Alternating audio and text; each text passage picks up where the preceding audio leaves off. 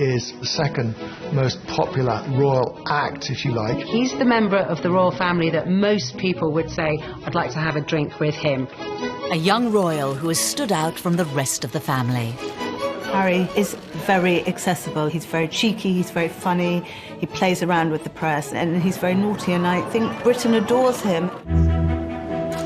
But behind the smiles, Prince Harry has had to face unique difficulties. From his parents' very public marriage breakdown. Harry was very often devastated by what was so public. To losing his mother. He said that no child should ever have been made to do what he did. And struggling to find a role for himself. On the right! Quick! March! Tonight, royal experts and insiders lift the lid on Prince Harry's inner turmoil. If you look back over his life, you can see moments where his troubling side has come to the fore.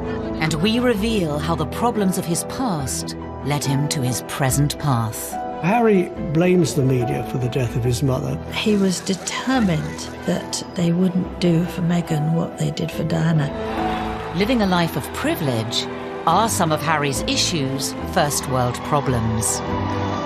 Or has he been expected to suffer in silence in an institution famous for keeping a stiff upper lip?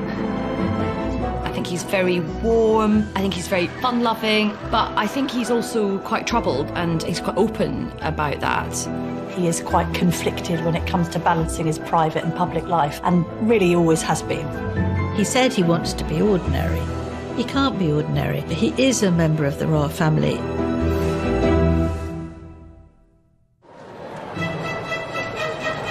The 15th of September, 1984.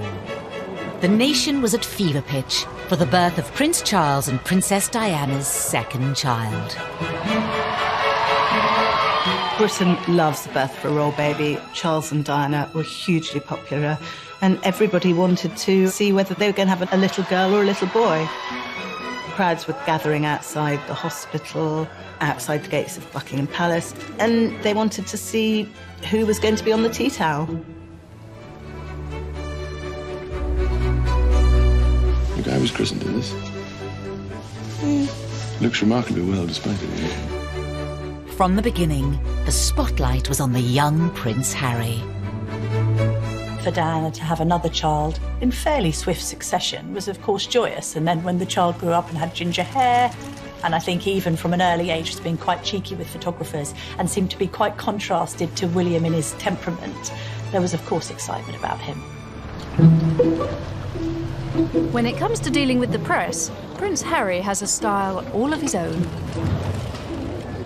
Harry sticking his tongue out at the press totally endeared him to the public, because people thought, here is a royal who's not one of the sort of stuffed shirt automatons. Here's a royal who seems to have a lot of personality, even as a little child. Some labelled it as cheeky, some as rude.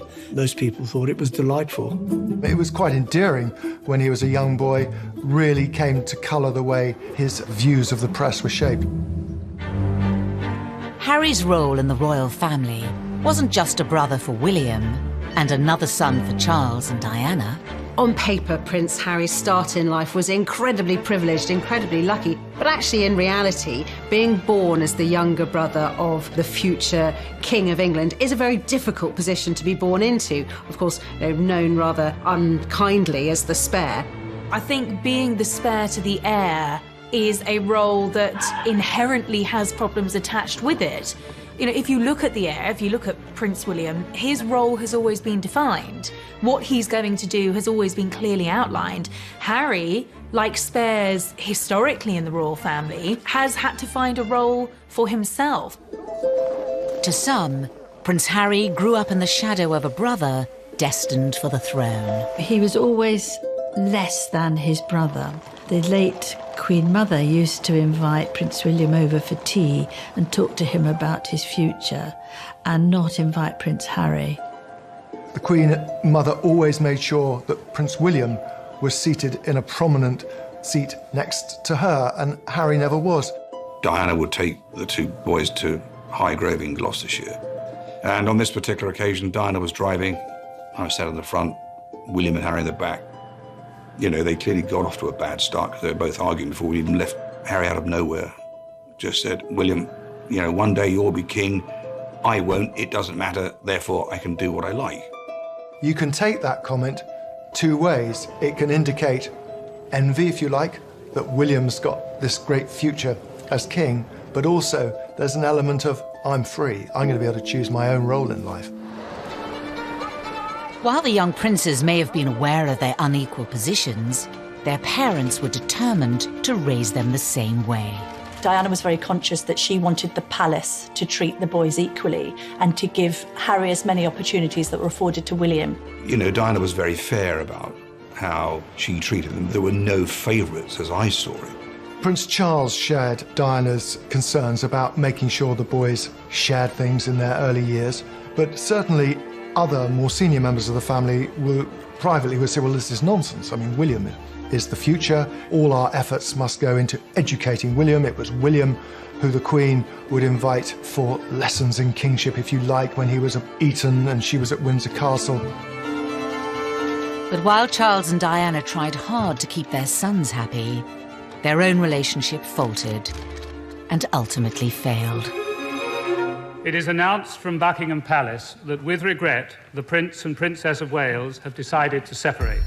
Harry had many problems that many people in the West have all the time in growing up in a broken home, but his broken home was exposed on a most extraordinary scale. The entire planet tuned in to learn every detail about the Charles and Diana separation and divorce, and inevitably the focus on Harry and William followed.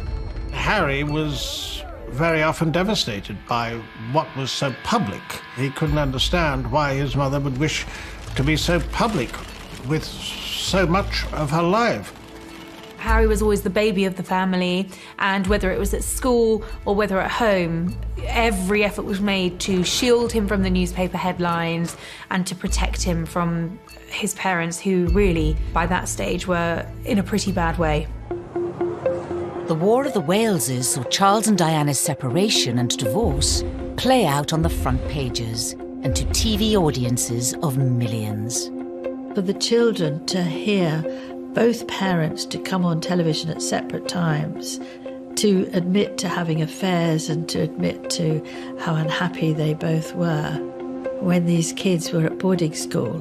Can you imagine how cringe-making it must have been for them? Highly embarrassing. And I don't think that makes them secure. In later years, Harry would admit his parents' divorce left him feeling like he didn't spend enough time with either of them. I think Harry found it quite difficult kind of being shared between parents and spending some time at Kensington Palace with Princess Diana and then going to Clarence House and then to Highgrove, his father's property in Gloucestershire. In this sense that he didn't really have a permanent home was difficult for him. The divorce was finalised in 1996. A year later came a far bigger blow for the royals, and especially for Harry, at the age of just 12. We have reports from Paris that Diana, Princess of Wales, has been killed in a car accident. Harry really did feel the loss of his mother. Being the youngest, he was, as much as William was close to his mother, he was probably a little bit closer.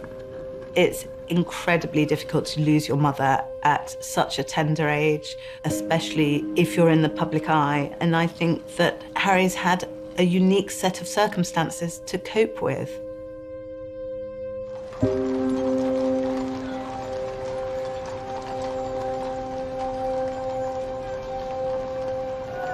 Less than a week after Diana died, her funeral was watched around the world by around 2.5 billion people.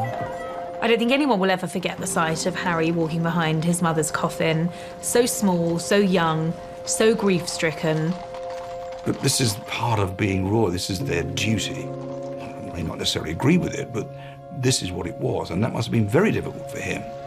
There's a mantra within the royal circles that you do not wear private grief on a public sleeve. And they were incredibly brave in the way they presented themselves. All around them, people were caterwauling, weeping, wailing, and anybody hearing that would break down. But no, they didn't. which was actually very selfish of most people, because somewhere in amongst all that national outpouring of grief, the private grief of the boys got lost. Ever since Diana's death, Harry has been in no doubt about who he blames for the tragedy. I think it was inevitable that Harry blamed the press for the death of his mother. In fact, it was much more grey. There were a lot of photographers outside the Ritz Hotel, but both Diana and Dodi chose to go out that evening. Being part of this family and this role and this job, every single time I see a camera, every single time I hear a click, every single time I see a flash, it takes me straight back. So in that respect, it's the worst reminder of her life as opposed to the best. For 2 decades, Harry said very little about losing his mother. But in recent years, he has lifted the lid on the emotional turmoil he's been experiencing.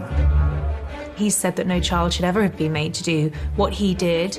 The experience of that, the trauma of losing his mother, has culminated in years of personal crises for the prince, something that he's struggled with in adulthood.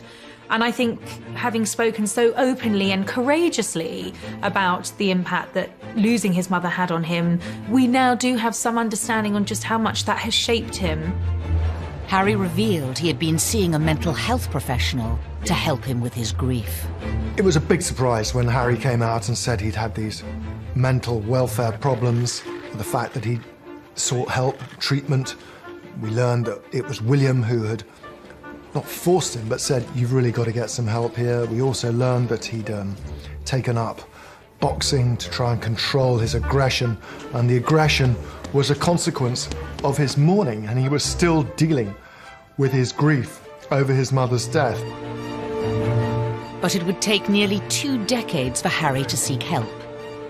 In the years after Diana's death, the young prince would deal with his troubles in a very different way.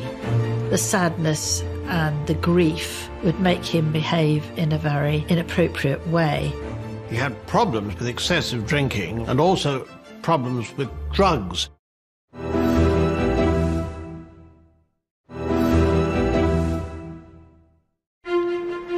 By the early 2000s, Prince Harry was privately mourning the loss of his mother.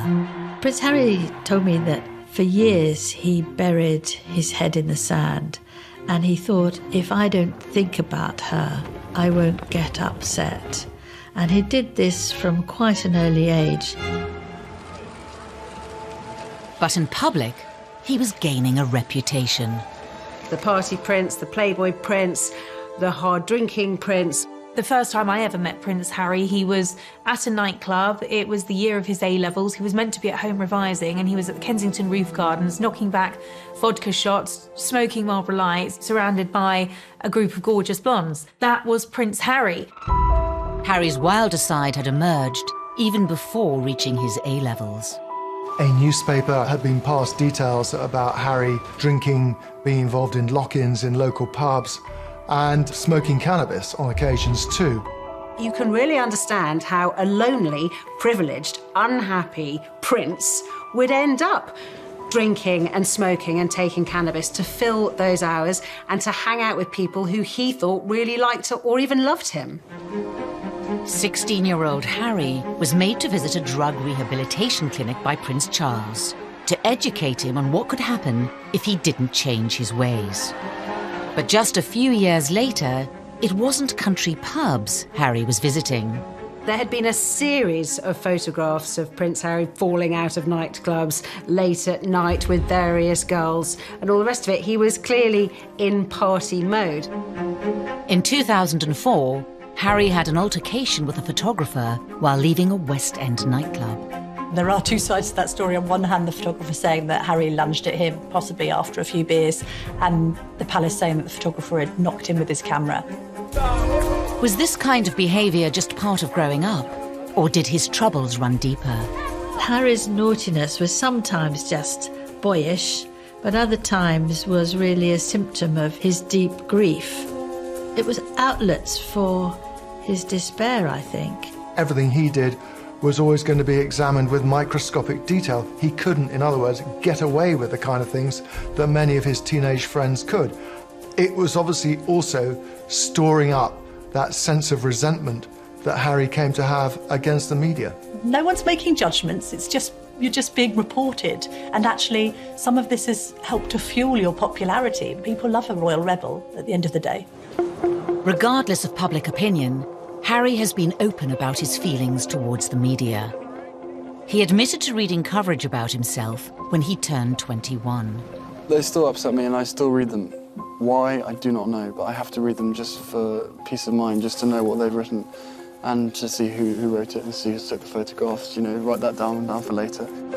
But there was one newspaper report about Harry's behaviour that upset many others. In 2005, while attending a costume party, Harry wore a swastika armband.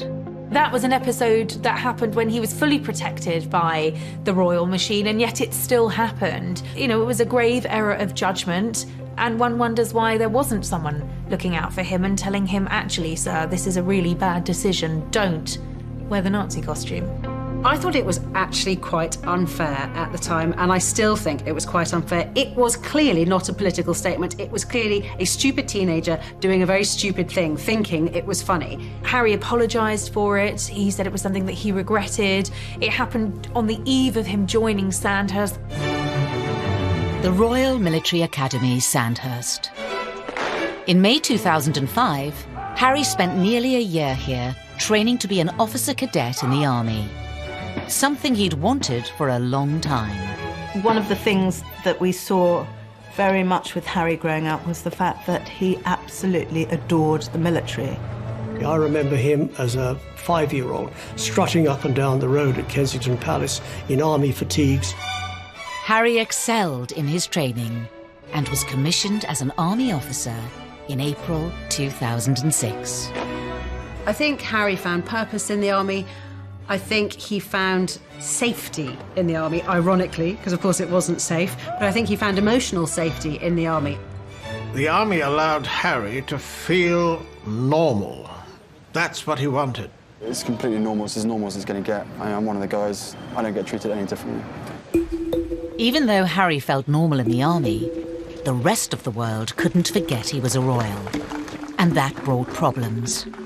When he was told he couldn't serve on the front line, he was absolutely furious and wanted to be treated like any other soldier. I have decided today that Prince Harry will not deploy as a troop leader with his squadron. There was a U-turn on a decision to deploy Harry to Iraq in 2007 over safety fears. I joined the army unless I thought I was going to. Simple as that. If they said no, you can't go front line, then I wouldn't drag my sorry ass through Sandhurst. And I wouldn't be where I am now, because the last thing I want to do is have my soldiers sent away to Iraq or wherever like that, and for me to be held back home, twiddling my thumbs thinking, well, what about David, what about Derek? At that time, everyone else was going to Iraq, and he felt he should too, and it was enormously frustrating for him. Eventually, Harry was allowed to serve in combat zones. In 2008, it was revealed that he had been deployed to Afghanistan. The day he flew out, he was ecstatic, really. He said that being in theatre in Afghanistan, something that most people would find frankly terrifying, was as normal as he was ever going to get, and he loved it for that reason. But his time on active duty was short-lived.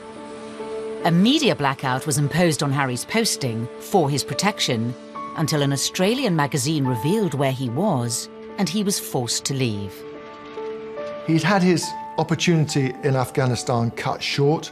He could see which way the wind was blowing, that it was unlikely he'd get another opportunity unless he could do something different. So he put himself through some really tough retraining to become a very competent Apache helicopter pilot, and this allowed him to have a second bite at the cherry and to go back out there. On his second deployment, the media were allowed much more access to Harry. Not that he was happy about it. And so what do you think the public perception of Harry is? I don't know, it fluctuates. It depends on what the media want to write, I suppose. I mean, you know, I'm out here doing a job and I really enjoy it. I never wanted you guys to be out here, but there was an agreement made to invite you out on the deal that the media didn't speculate before my deployment. That's the only reason you guys are out here. Harry may not have wanted the cameras there, but it did give the world a chance to see him in his element. If you speak to anybody in the military, they will always say he was absolutely fantastic. Being dragged away from my guys, I think it was all done. It wasn't done in the wrong way, but it was just.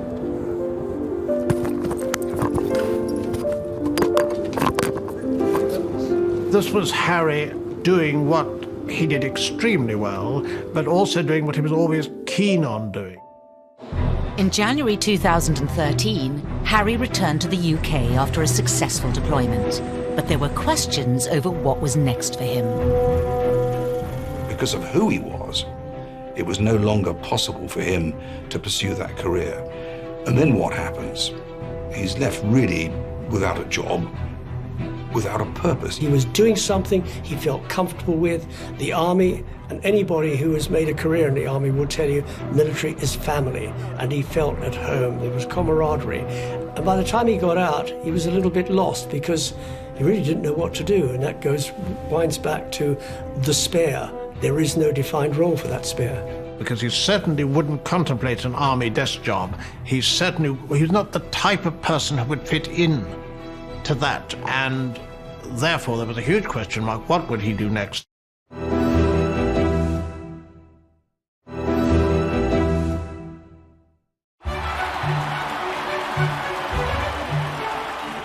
In April 2011, the world watched as the future king of the United Kingdom married his queen.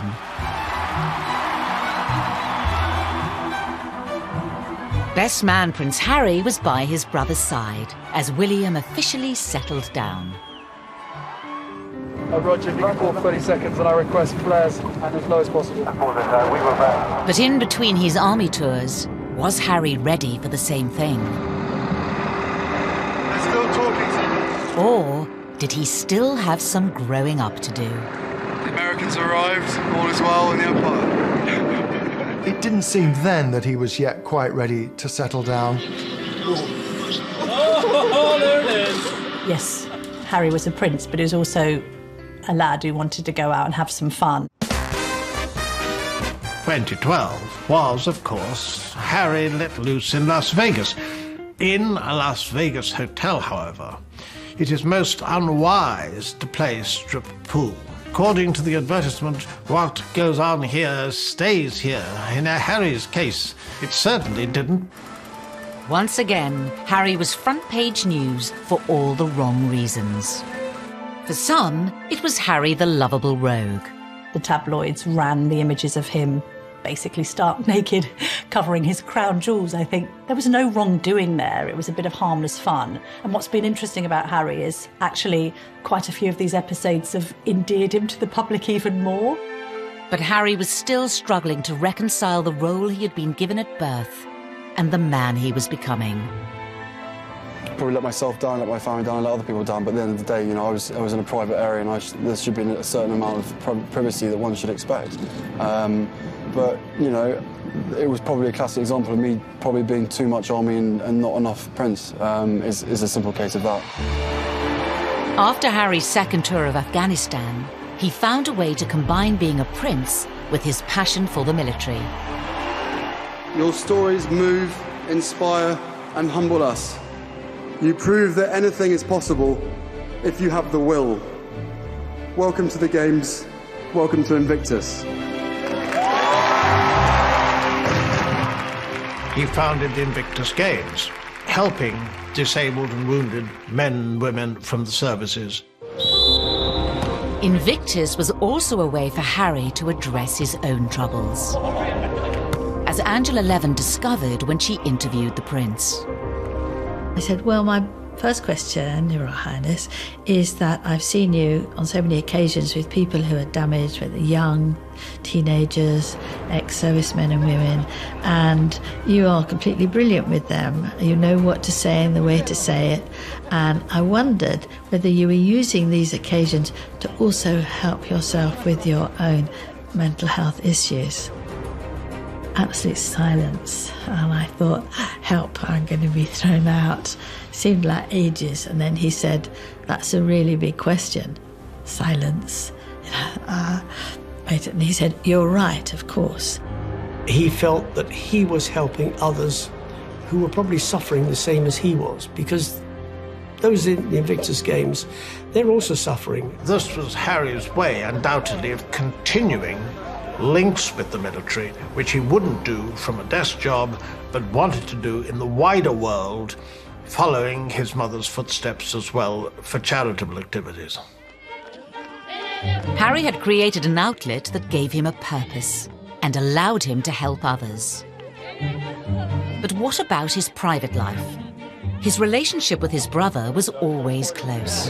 Every year we get closer, and we've even resorted to hugging each other now, after not seeing each other for long periods of time. But he is the one person on this earth who I can actually really, we can talk about anything, and we understand each other, and we give each other support, and everything's fine. They were two peas in a pod.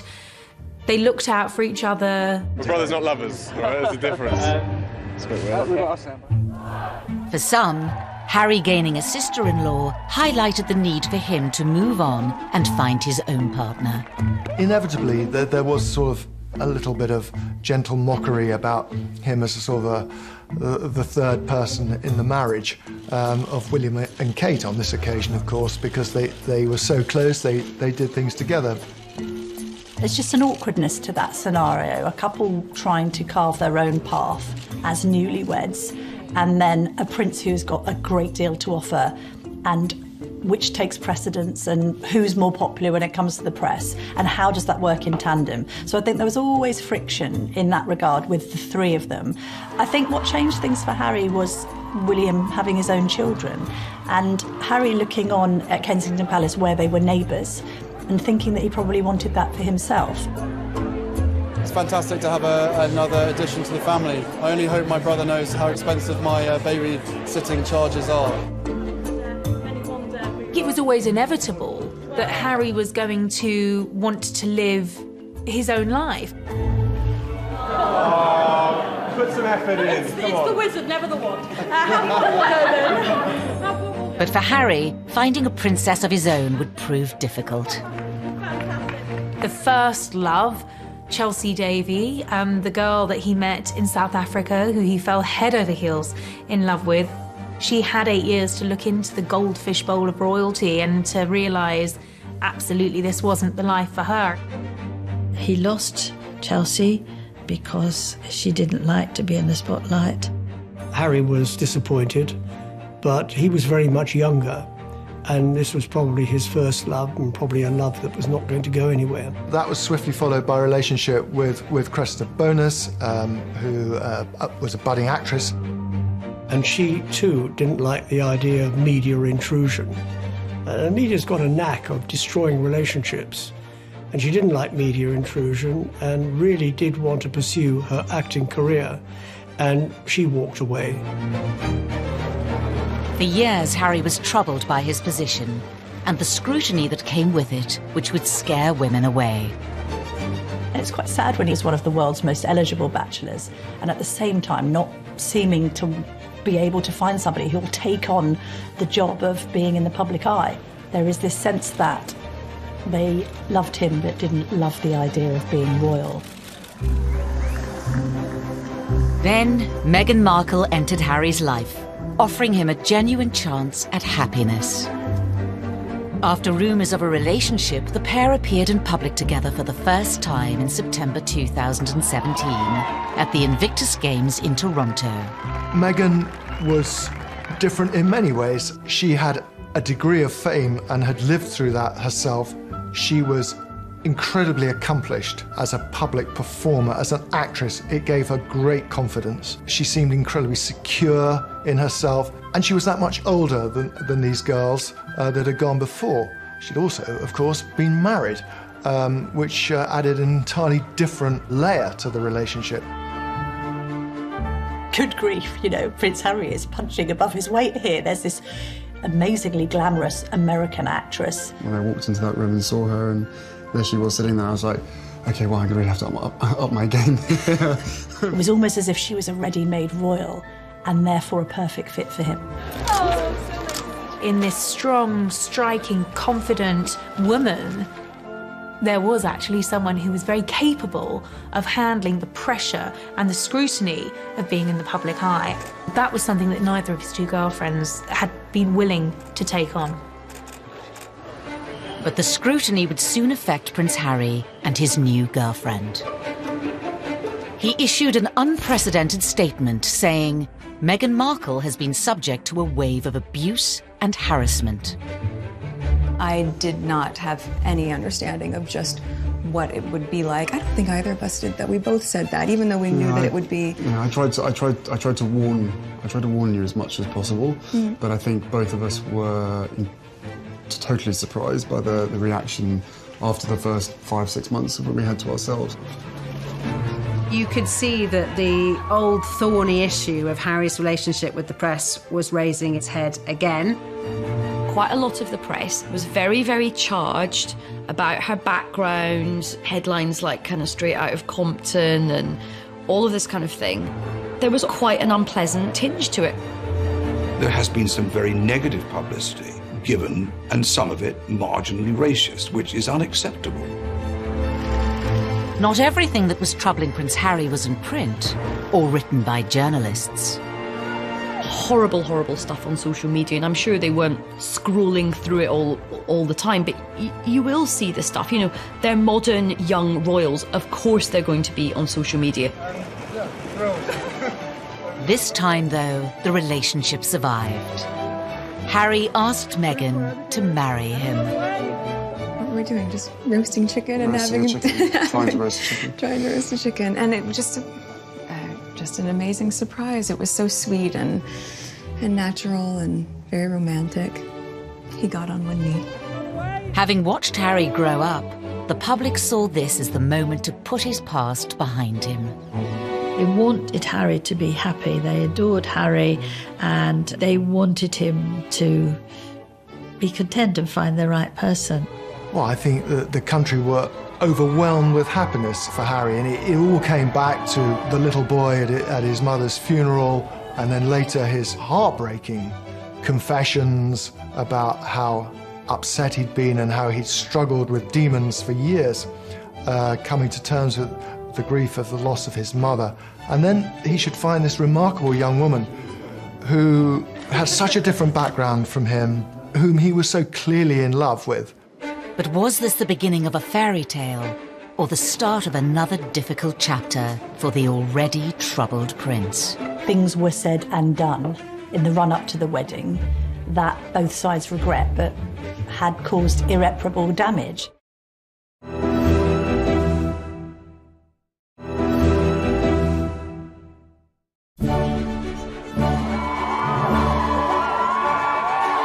On the 19th of May 2018, all eyes were on St. George's Chapel in Windsor. The wedding day was wonderful. Meghan looked beautiful in her dress. Harry couldn't have looked happier. The ceremony itself was so vibrant, it was so new, it was so different, it was so unique to the two of them. And I think it was the start of something very, very happy and very, very special. Nobody can deny that the wedding day itself was sparkling. It was magic. It was like Disneyland. But not long after, Harry was once again facing familiar troubles with the press. The wheels started to come off amid suggestions that the couple had been a bit difficult over the planning of the wedding, and that demands were being made that perhaps weren't quite in proportion with their place in the royal pecking order. He said before the wedding, what Meghan wants, Meghan gets. And I think he defers to her a great deal. She's a very confident, articulate woman who's done very well for herself. But I think she has no idea of the sense of duty, which is understandable because she's never been a member of the royal family. But she won't be confined by protocol. The level of perceived criticism against Meghan is something many say has had a profound effect on Harry. He saw echoes of what had happened with his own mother and thought, I'm going to speak out about it. And I know a lot of the press were very, very angry about this. Lots of people were saying, how dare he have the temerity to break this code, that you would never, ever complain. But unlike other members of his family, Harry has not always observed the royal code of silence. After the birth of his and Meghan's son Archie, he became even more defiant. I will always protect my family, and now I have a family to protect. Everything that she went through and what happened to her is incredibly raw every single day, and that's not me being paranoid, that's just me not wanting a repeat of the past. And if anybody else knew what I knew, be it a father, be it a husband, be it anyone, you'd probably be doing exactly what I'm doing as well. I think Harry fears that there will be parallels between his own relationship and that of his mother, and he's very keen to protect Meghan and Archie. I mean, I have the two best guys in the world, so I'm really happy. Harry is so protective of Meghan because of his mother and this idea that he doesn't want any other woman in his life going through what Diana went through. The trouble is with that is he has rewritten history somewhat, because although there was undoubtedly a hounding of Diana, there was also a manipulation of the press. In the eyes of some, criticising the press for criticising them hasn't always been warranted. Meghan flew to New York for a baby shower. Now, nothing wrong with going to a baby shower. That's what Americans do. We don't do it so often in the UK. But she flew over a private jet. What's wrong with a commercial jet? They went to Ibiza and the south of France in private jets. What's wrong with commercial flights? And that's where they were getting criticised, because they'd been preaching climate change. They'd been preaching the environment. They'd been preaching global warming and doing all the things that they shouldn't be doing. Everybody deserves a critical word written about them. Nobody should be above reproach. The press accused them of hypocrisy, and there's no question also that they weren't, it seemed, listening to advice or paying much attention to precedent. All of this made the atmosphere very unhappy.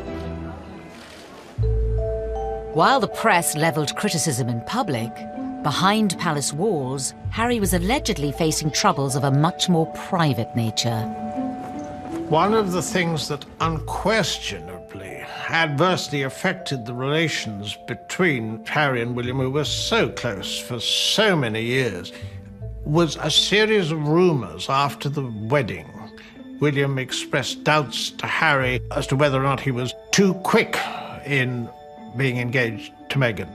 There was a brotherly discussion, which I think was voiced out of concern from William, but was misinterpreted as a lack of support. Things were said and done in the run-up to the wedding that both sides regret, but had caused irreparable damage.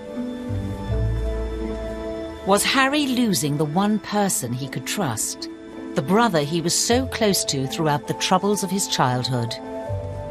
There are also clearly unresolved issues and a distance between the two brothers that has never been there before. In 2019, the brothers split their royal households. And later in the year, Harry even addressed the rumours of a rift. Inevitably, stuff happens, but look, we're brothers. We'll always be brothers. We're certainly on different paths at the moment, but I will always be there for him, and as I know, he'll always be there for me. We don't see each other as much as we used to because we're so busy. But I love him dearly, and the majority of the stuff is the majority of stuff is created out of nothing. But it's just, as I said, as brothers, you have good days, you have bad days.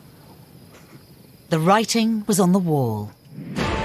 It was, in effect, a declaration of independence. The Duke and Duchess of Sussex have announced that they are carving out what they call a new role for themselves.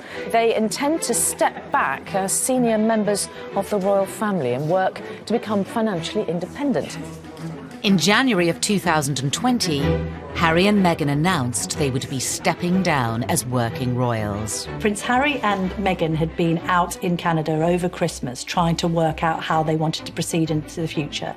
I think Meghan and Harry decided to step down as working royals because they felt that they were being constrained by the palace system. Once Meghan and I were married, we were excited, we were hopeful, and we were here to serve.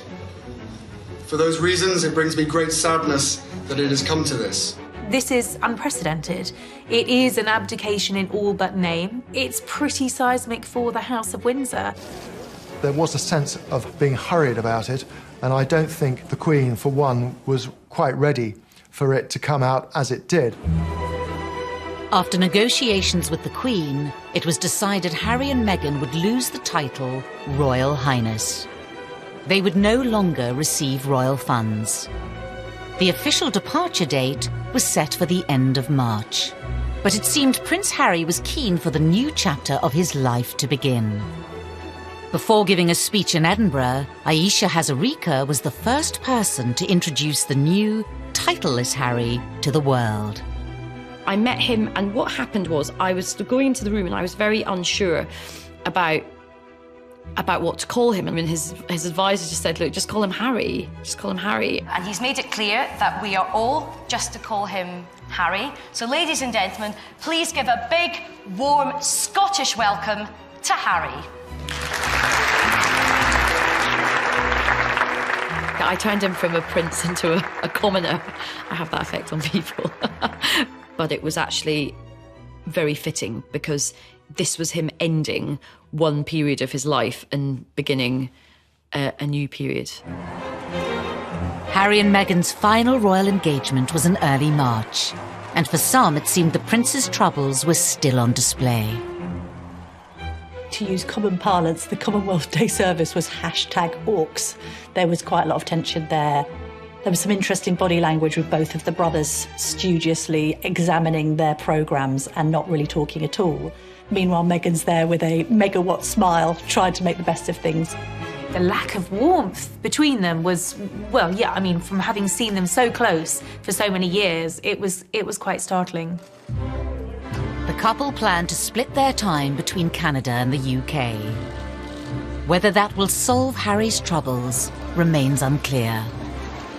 We will see whether or not that brings the contentment and the peace that they're seeking. He knows in his heart what he wants to be. He said he wants to be ordinary to me. He can't be ordinary. He is a member of the royal family. Wherever he goes, he will be known as a member of the royal family. It's still unclear how the couple's new life, away from palaces and courtiers, will pan out. The Queen has made it very clear that she would always welcome him back, and the arrangements where they have to drop the titles and not receive the sovereign grant and all these restrictions are only for a year, and after that it's going to be looked at again. So they're really under the watchful eye of the royal family for the first year, which they probably don't like at all. The future for Harry and Meghan poses many questions. Will they be free to speak their mind? Recently, Harry was caught off guard by Russian comedians in a prank phone call in which he spoke candidly, unaware it was a hoax. I don't mind saying this to you guys. I think the mere fact that Donald Trump is pushing the coal industry so big in America, he has blood on his hands, because the effect that has on the climate and on the island nations far, far away, again, out of sight, out of mind. I think he's definitely going to be off the leash. I mean, I don't get the impression he's going to be sort of gratuitously, confessing all, but there will come a point where I think the lid will get lifted on this whole saga. Despite his popularity with the British public, Harry has long been a troubled prince. Will his dramatic break from the royal family finally allow him the freedom to start a new life and leave his troubles behind? Maybe it'll work for them. maybe he'll be a much more relaxed and happier man. They will be missed in the UK, and I just hope they find themselves and they are equally as successful as they have been. There is a great sense of loss, that this is Britain's loss, this is the royal family's loss at the end of the day, and it's North America's gain.